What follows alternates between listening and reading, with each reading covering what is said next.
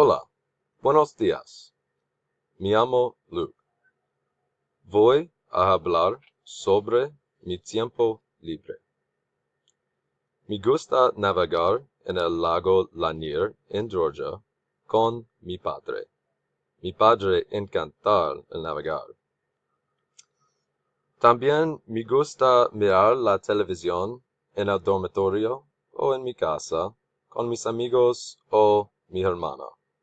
Mi programa favorita es Mad Men y mi hermana favorito programa es el Grey's Anatomy.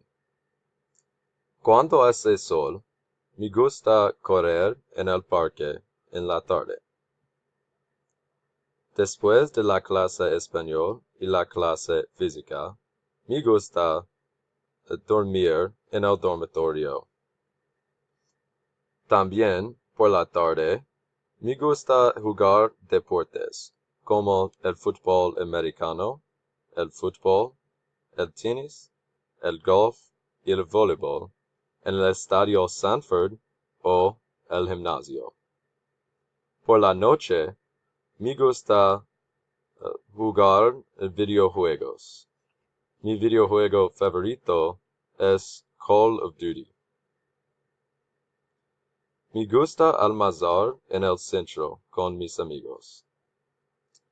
En miércoles, yo cocino en el cocinar para mis amigos.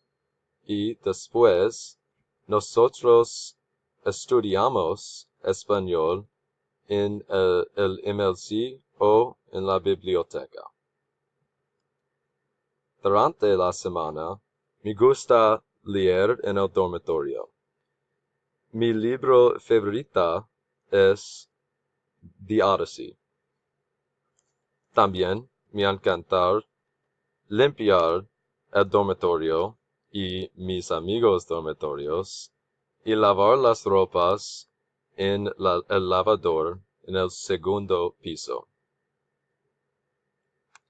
En el fin de semana, mis amigos y yo nos encanta viajar a Nueva York, a la Universidad de Auburn, South Carolina y Florida.